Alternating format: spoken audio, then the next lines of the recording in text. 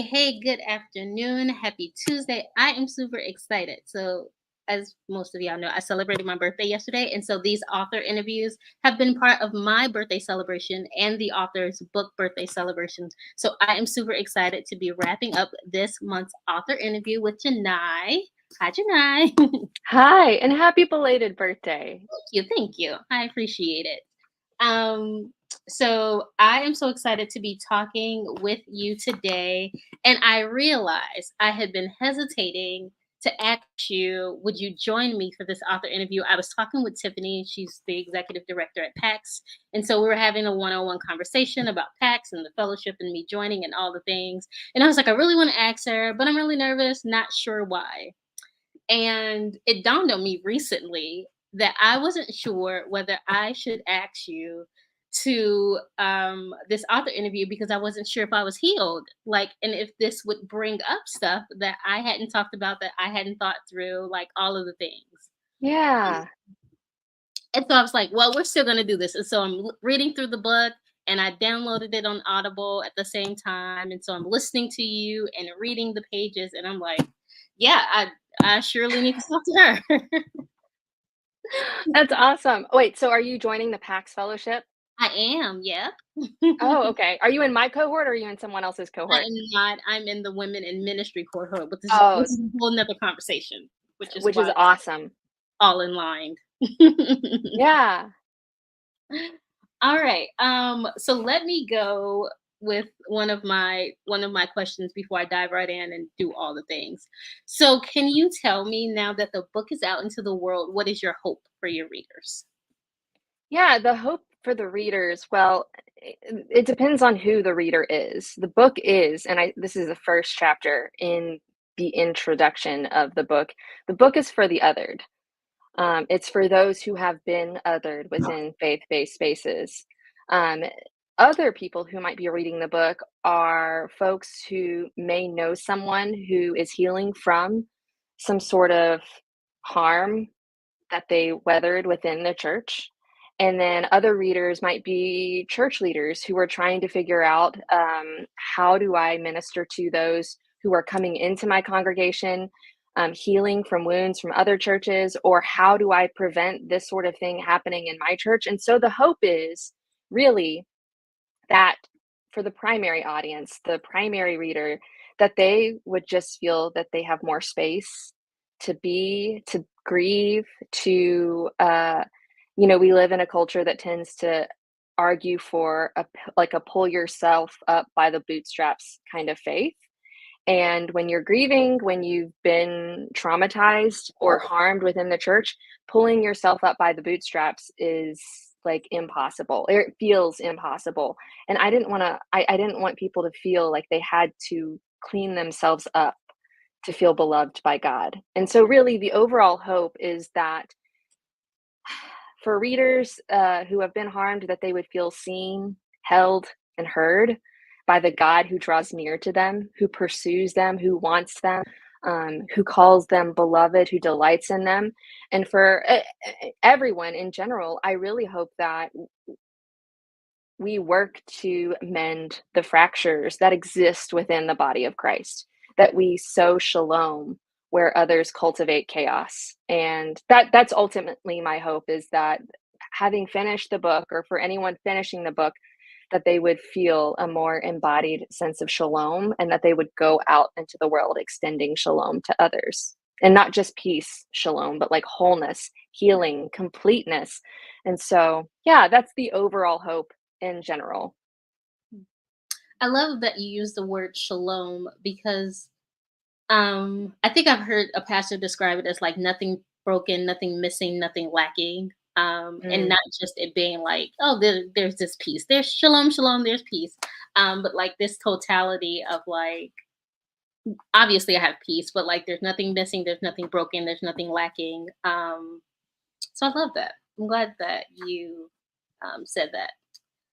One of the things that I'm really thankful for is that you begin the book talking about definitions. You give mm, language and definition to things that I was like, oh, that is very nuanced. And I appreciate that. Like when you talk about, of course, when you talk about spiritual abuse, and then when you talk about, I think it's spiritual injury, religious trauma, I was like, oh, that's good, because for me, in my circumstance, I just thought like I need to get away as far as I can from the pain. And so I just thought, like, I just need to forget about it and get away from it and hope it just never happens to anyone else and just, keep moving. And the fact that I'm reading this book and listening to it, and you were willing to like talk back and interject and stand up and advocate for yourself, I was like, people do that? Like for me, I was just like Mm, holding all the pain in and holding all the sadness in, and I dare not say anything. And it wasn't like no one told me like, "Oh, you can't talk back and you can't stand up for yourself." I just internalized it all and was like, okay, maybe I did do something wrong there. Maybe I did say the wrong thing. Maybe I did smile too hard. Maybe I did yeah. all of that." But you were advocating, and I was like, "Oh, people can do that. Okay, great."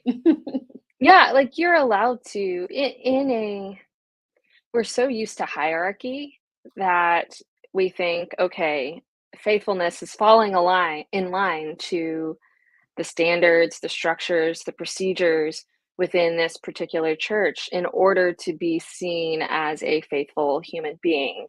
And I argue that the standards and the structures and the systems in place are unjust, and they perpetuate injustice.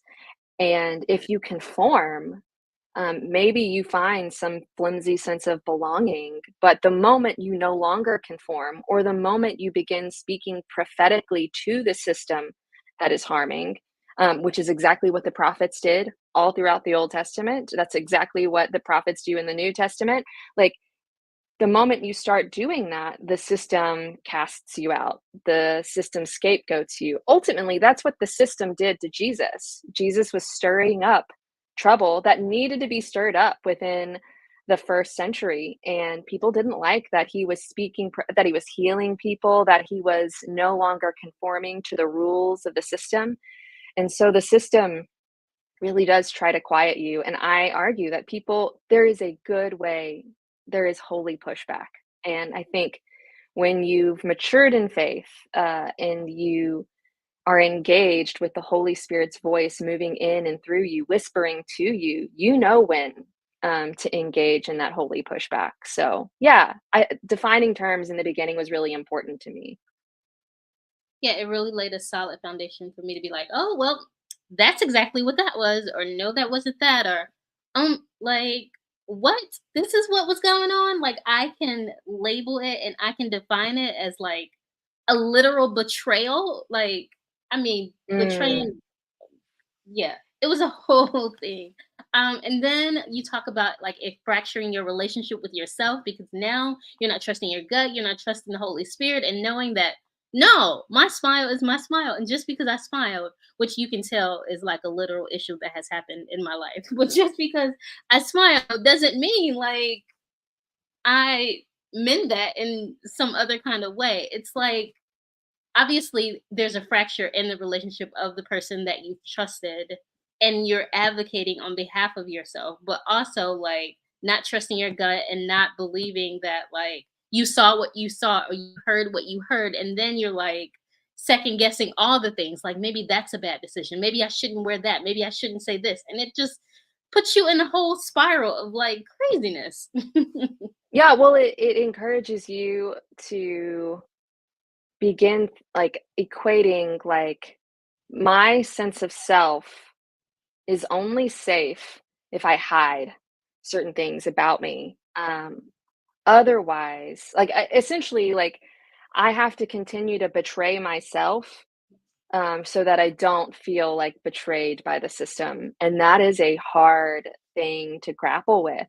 And I think that's something that many folks who have been harmed within a faith space grapple with as well is, I actually betrayed myself over and over and over again. I didn't say anything when I needed to say something because I thought it would I would be seen as a gossip, or I thought I would be perceived as someone who was no longer faithful or loyal, or, it starts to make you feel like, I don't know who I am anymore. I'm this amorphous blob that's trying to become whatever the people around me need me to become. But in order to do that, I have to continually betray myself. And while that does not sound traumatic, self-betrayal and cultivating a distrust of self is incredibly traumatic, especially when you do it over a long period of time and it continues to condition you into enmeshed dependence on other folks who have power. It's really disempowering, and it disables your voice and your choice. And that's two aspects of, or one aspect of, trauma informed care, is giving people back their voice and choice. And so self betrayal actually is traumatizing. Yeah. I just want to read a section that you have here that I highlighted because I needed to read it for my own self. It says, belonging to myself means I am no longer tossed to and fro by the thoughts of others, thoughts that may either confuse me or cause me to distrust myself because they overwhelm me with urgency and value. My identity is no longer held captive by what people say and think of me.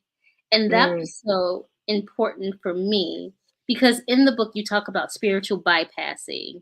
And so how we respond to our pain, strictly in that spiritual way, and we often neglect to address what has been lost cognitively, physically, emotionally, relationally. And I think for me there was so much pain in it that people who might have sensed something would not say anything. They would just slap a scripture on it. So like one of the things that came to mind is like I think it's 11971 that says it was good for me to be afflicted so that I may learn your decrees. And people would tell me like, "Oh, it's good that that happened to you. It's great that that happened to you because mm. God's gonna work it all out for your good." And I'm like, that doesn't help me. Yeah, yeah. Spiritual bypassing is so prevalent within the church, and what that is it's a phrase coined by John Wellwood. So if someone Googles him, looks up spiritual bypassing John Wellwood, his scholarly work is like open access on the internet. But he said that spiritual bypassing is when people try to deal with their afflictions in a strictly spiritual way. So it's kind of like saying, I'm going through hardship or a loss or grief or something, and someone comes up and says, well, God works everything for the good of those who loves them, and then they just walk on. Um, we have been conditioned to see that as a normal way to extend compassion to someone, but it actually isn't compassionate. When you actually look at the person and work of Jesus, when he extends compassion, he is present with them. He asks them what's afflicting them. He asks them how they feel about what they're going through, and in doing that, he has greater context for how he can heal them. And as Jesus, he can do that. We cannot do that. But what we can do is that we can be present with people. But it's hard to be present with people when you kind of throw scripture at them and then like wipe your hands off and walk away.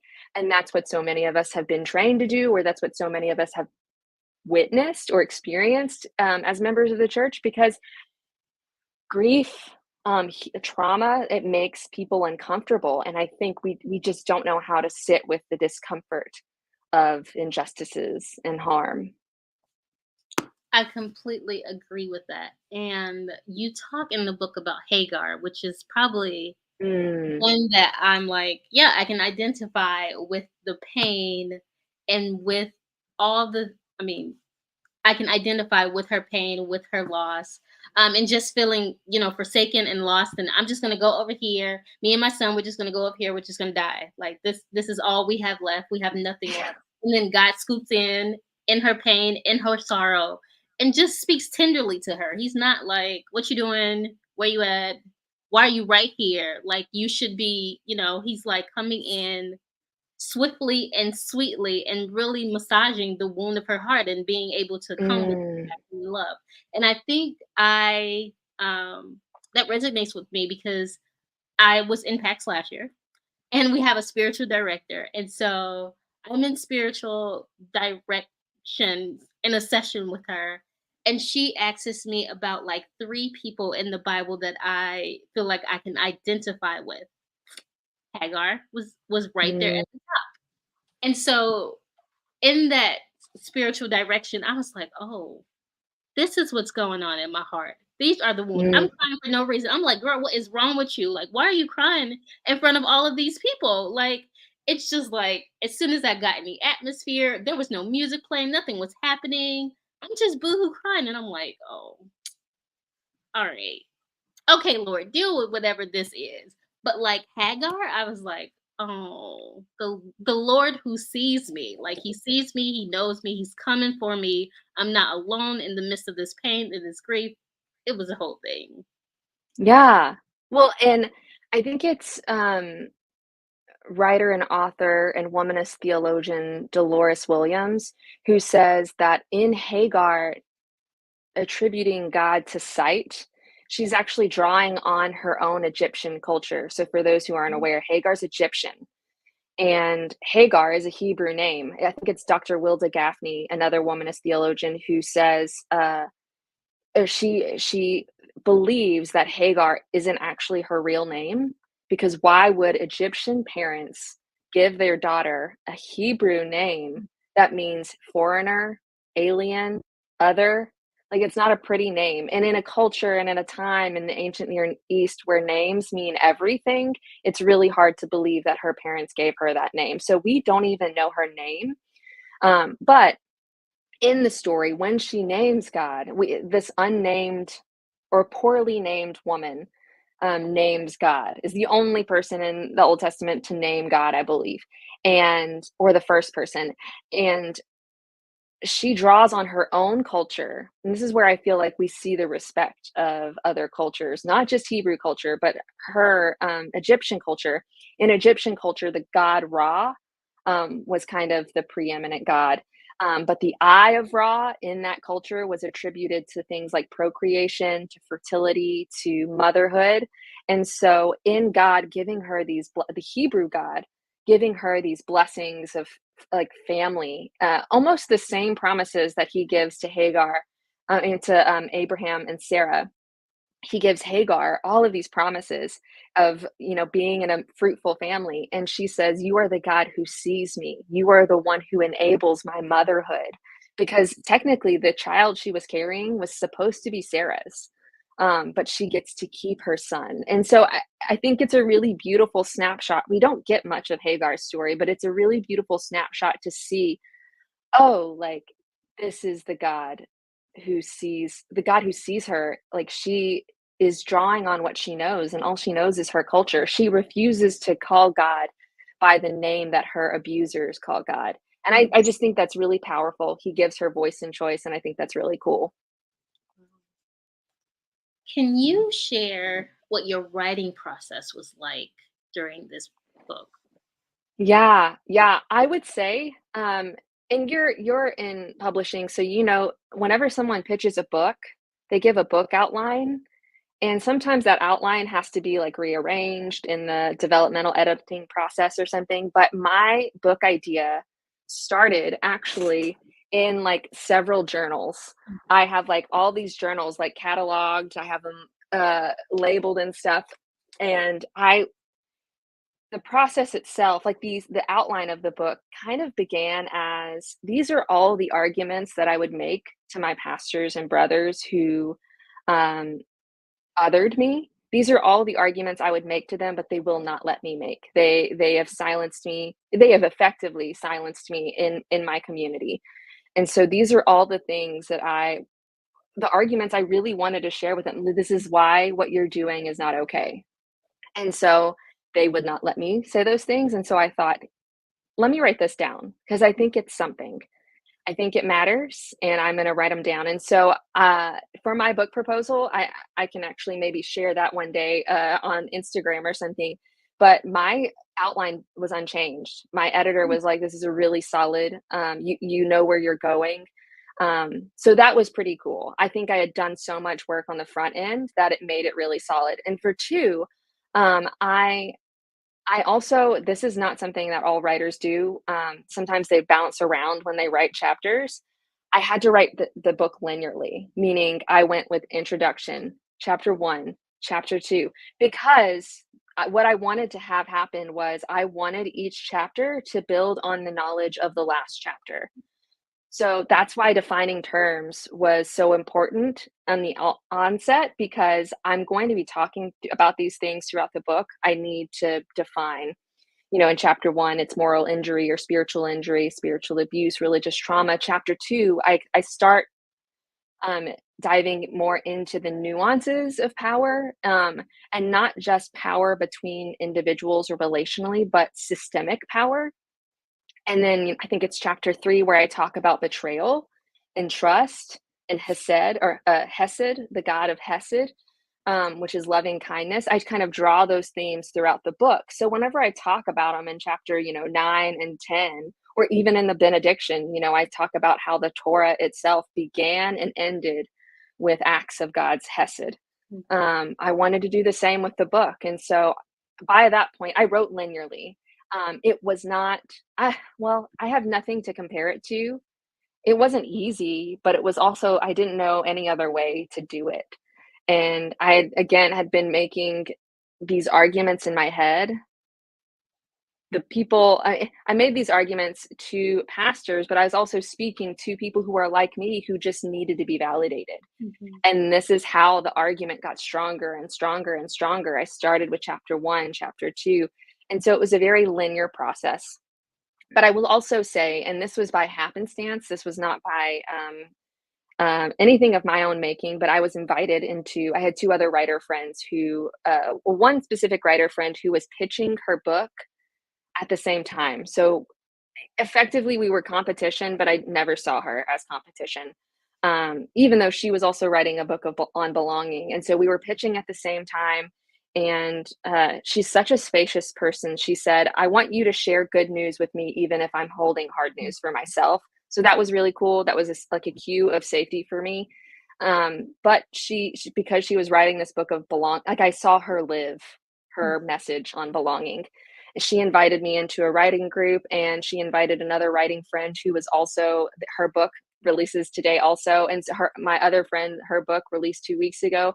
So we were in this manuscript process together, and so some of the writing process was literally just sitting down. I calculated how many words I needed to write about every day, and it was about 500 words every day. I think I wrote a chapter every 2 weeks. um, I had to I was silly, and I gave myself like a 6-month deadline. I should have given myself I think next time I will give myself a longer deadline. But really it was just checking in with friends and saying, I only wrote 200 words today. I don't think any of them are good, but I wrote 1,800 words a couple days ago, and so I'm hoping like it averages out Mhm. okay. So it's the writing process was a mess, but I think it made a beautiful book. Yeah. That's always a fun question for me. And um, I just really enjoy hearing about writers and their process and all of that. Um, Thank you so much. I mean, I'm not done asking questions, but I just want to say thank you in advance Yeah. because I've read books and and in the books it's just like, you are seen, you are loved, you are valuable. But I really felt like you were talking to me. And I was like, yep, this is all for me. And so I appreciate that up front, and I just wanted you to know that and to thank you for saying yes to this, because I was really nervous about this, because when I think of that time in my life, I just think, oh, I just want to get away, I just want to forget it. And in your book you talk about, remembering and not like going through it just to forget it, and not rushing the process of forgiveness either, because sometimes as Christians we think we just got to rush the process and we just got to get to forgiveness and just be a good Christian and act Christ like, and just, forgiveness is the ultimate goal, and so that's where we need to get as quick as possible. But that's not that's not how it happens at times. Sometimes you need, Mm-mm. you need therapy and you need Jesus and you need to walk through the process for 3 years. Or for myself, I need to join a fellowship with women in ministry so I could know that women in ministry are safe. They're not gonna destroy me. They're not going to build me up publicly in front of the church and then destroy me later on because I did, Yes. XYZ. And so I really appreciate that. And I really appreciate you saying yes and writing this book. Yeah, I remember, before I even wrote it, I remember telling a friend, I don't want someone to feel like I'm preaching at them. I'm not a preacher. Um, I want them to feel like we're having a conversation and that I'm holding their hand when they're having a hard moment. And I'd like to think I did that. I like to think I did that. I did read a review, and maybe you saw that post I made. I read a review that said this book is arrogant, defensive, and completely unrelatable. And there's a part of me that internally crumbled because I thought I wanted someone to feel like I was holding their hand and saying, "You matter." And it was just like, then I read there were other problematic things with the review, and I realized, I'm not gonna make everyone happy, but for those that really need, the power of presence, even through book form, I think they will sense my heart behind the book, and they'll pick up on that. Yeah, absolutely. The power of presence through book form. Yeah. Because I've read books and they're like, I see you, I'm here with you, I know, and it just doesn't feel like this felt. This felt like, yeah, we're sitting here and we're having coffee, and you Yeah, want to know, and you give me that space to unpack, and you allow your presence to let me unpack it and feel safe with you, and to know that I am seen, and that like this has happened to you. I'm sorry it has happened to you, and to let me unload all the craziness that I've carried for 3 plus years. So, yeah. yeah. Yeah, you're so welcome. I That was a tricky thing, I just wrote and shared. It feels a lot like putting this book out in the world feels a lot like I've pantsed myself in like a middle school lunchroom among all my peers, and I feel kind of silly. But really, it's a vulnerable thing. It's a vulnerable thing, and I tried not to. I think a lot of people they're like, "What happened specifically? We need more specifics." And part of me was like, I don't want to trauma dump on people. Um, I really wanted to use my pieces of my story as a gateway into further connection. I didn't want to put everything out there. One, for legal reasons. That's like really hard to navigate. Mhm. And two, um, for the sake of like, I don't need my trauma to be consumed. I'm not in a place where I'm willing to put everything out there yet in a memoir form, because there's stuff I still need to work through. And I didn't need that to be up for public consumption, that sidelined or did not elevate the importance of healing. I didn't want to be consumed and unhealed, because I think that would just perpetuate the fractures in the system. I didn't want to exploit my pain and all the facets of it, to put just for the sake of getting someone to pick up a book. It's reader centered. It uses my story to be reader centered, and I think that's exactly what it needed to be. And that will inevitably make some people unhappy. Yeah, I think there's one thing that you put in the book, and I highlighted it, but I can't find the page just yet. But it was about like entering a place and feeling like if your heart rate increases as you're entering the place. You said it Mm, so much better than the way that I am saying it right now. But I highlighted that because it started to make me think of like the places I've entered, the churches I've entered into this year. And I felt that kind of like elevated, not really panic, but something is going on internally and I can't put my finger on it, feeling entering into a new space or entering into a sanctuary for the first time and wondering to myself like, well, maybe this is what social anxiety feels like. Maybe I just feel a little nervous and unsure, entering into this space because I knew previous to this hurt and pain that church was my safe space. Maybe I'm just like not sure like if that's what's going on. And then towards like the end of the service, I would just like hightail it out of there. Like people are greeting pastors. I'm like, bump y'all, like let me get out of here. Yeah. Um, and so I realized, girl, that's not social anxiety. Like, you're fine. You just want to slap a nicer label on the fact that you are hurt and in pain and want nothing to do with the pastor and his wife because you associate that with someone else. Like, no, let's get to the real root of that. Yeah. Yeah, well, it's that the healing of, like, I don't know if I can trust what's being said.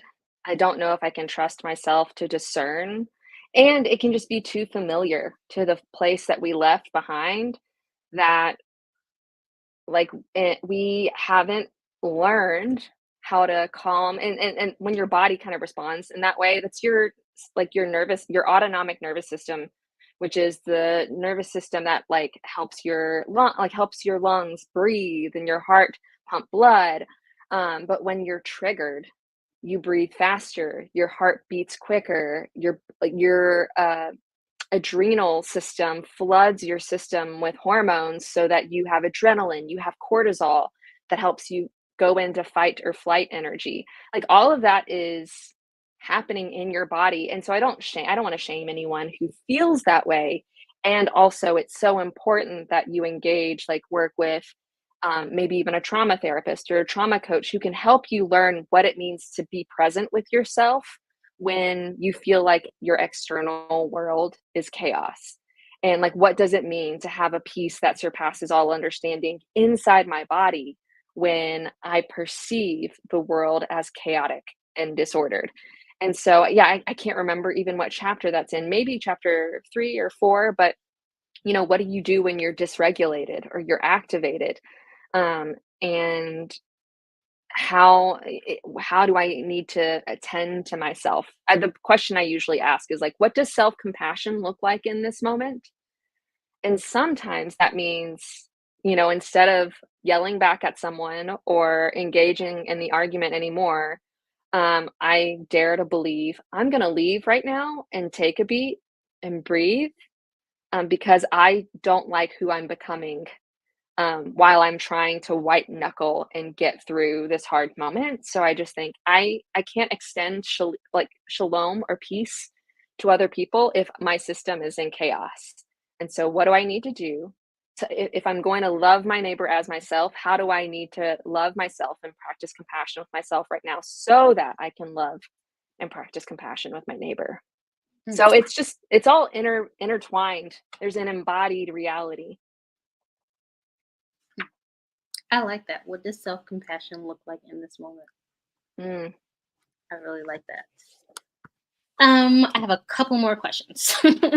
Yeah, let's go. um, so, can you share some of the ways you found healing? Yeah. Oh, um, some of them are faith related, some of them are not faith related. Some of the faith related, I found a lot of healing. So I'm in seminary. I'm in a spiritual formation program. My program is led by a woman of color, which I thought was pretty pivotal. So my academic advisor is a woman of color, Dr. Marlena Graves. If anyone wants to look her up, I am a cheerleader for Dr. Graves. Um, I have found so much healing in my particular seminary. I'm in Texas, so I knew that I know my boundaries and I know my limitations and my weaknesses. And I knew that I probably could not safely feel like I could be present in many of the Texas oriented seminaries, um, by virtue of just the geography and the political climate and the things that are talked about that are too close to home or that are in and near my home. And so I attend remotely, although I did get to travel to New York. So it's in upstate New York.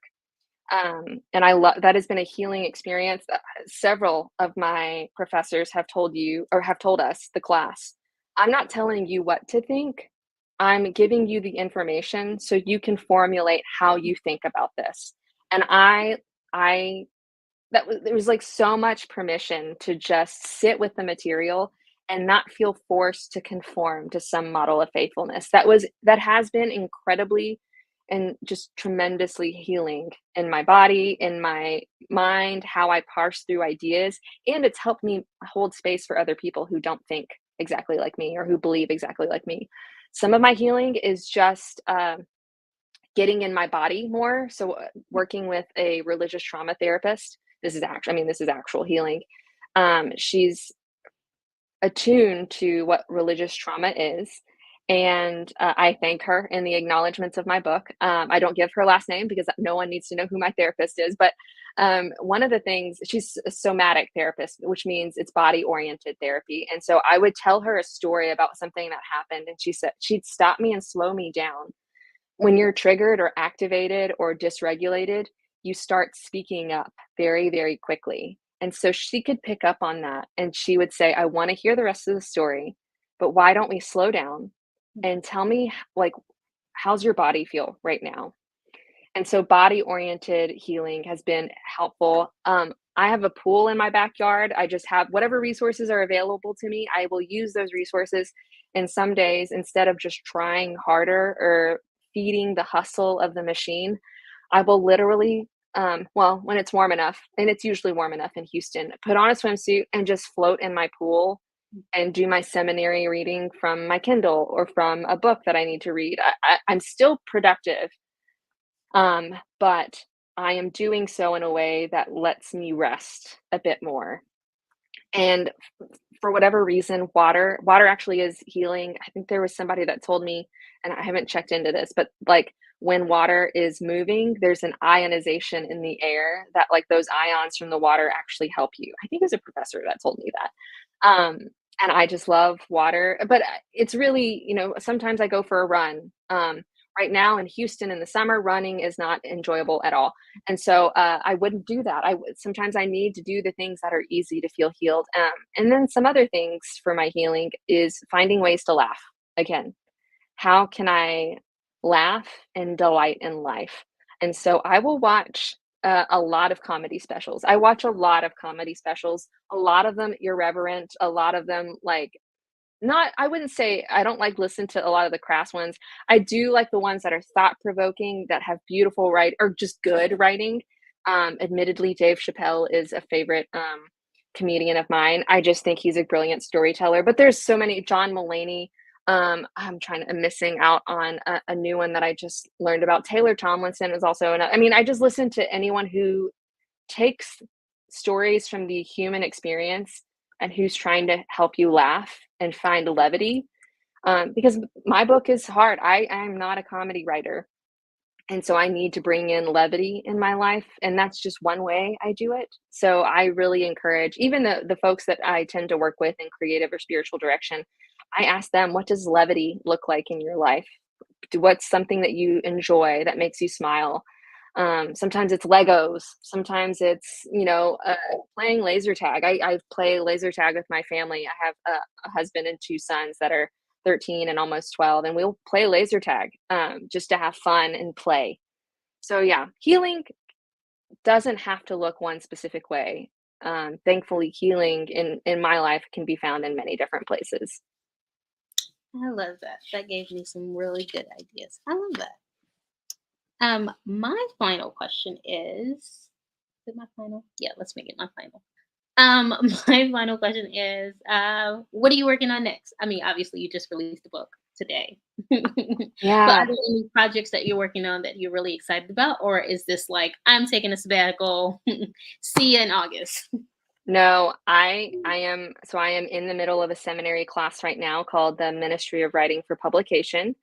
Um, and I am working in that class. I'm working on a chapter, a sample chapter for what will be the next book. I finished Othered and I realized, oh my gosh, I had a 60,000 word count limit. And I finished, I think Othered clocks in maybe just under 59,000.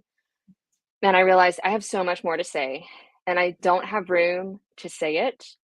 And so I will just save it all for book two. So I'm kind of working on that, going slower. Um, it will be a bit different, but in the same voice, with my same kind of passion for faith and theology and storytelling. Um, I'm working with the PAX cohort. I'm leading my own cohort on contemplative activism and spiritual formation, which actually kind of alludes to ideas that I'm tinkering with for book 2. So it's really cool that I get to kind of go through those ideas and what I'm learning with other folks, with particularly with BIPOC folks, because that is my heart, is to connect more with like my BIPOC kin. And what else am I doing? I am just in seminary. Seminary takes a lot of my time and reading energy. There's so many good books that I can't read. But I'm also kind of tinkering with a memoir. In other, I allude to some of the childhood trauma. I don't really, again, I didn't want it to be like a voyeurism type of book where you see all the nitty gritty. I think I would like to write more about healing from that. I think I need way more time to do it because I'm still healing from it, you know what I mean? And so just giving myself a lot of space to think about how do I want to tell this story and how do I tell this story that in such a way that it doesn't other those who hurt me, and but I speak with honesty, with compassion, with raw what speaking to the real rawness of life. And so, yeah, just I think as a creative, I'm always tinkering with ideas, and it's just a matter of like herding the ideas in. But sometimes it's like instead of herding cattle, it's like herding cats, and like you start. It's tiring work. So sometimes, right now, I'm just focusing on the next thing, which is really the PAX cohort. If anyone's unfamiliar, I am partnering with madeforpax.org for their fellowship. And in so doing, I'm kind of cultivating this next book idea. Nice. I'm so excited for the fall. I'm excited to be with you in PAX. I'm excited for our conversations and just togetherness all over again. That's going to be really, really good. And I get to see a familiar face. Yeah. Thank you so much for hosting me and having this conversation. It was so fun, and I'm just glad that we got to do it. Thank you. I'm so glad we got to do it too. And I'm super excited about all the things that you have going on. Obviously, I follow you on social media and I stalk your Substack. So I get to see all the things behind the scenes. And I love it. Please don't stop with your Substack because I love it. Well, thank you. Thank you. It's just a different way to write, and it is fun. That's a place where it's kind of like a playground for a writer. So it is really fun. Yeah. Thank you so much. I hope you have a wonderful day. Thank you, and have a tremendous rest of your birthday week. Thank you. I will. All right.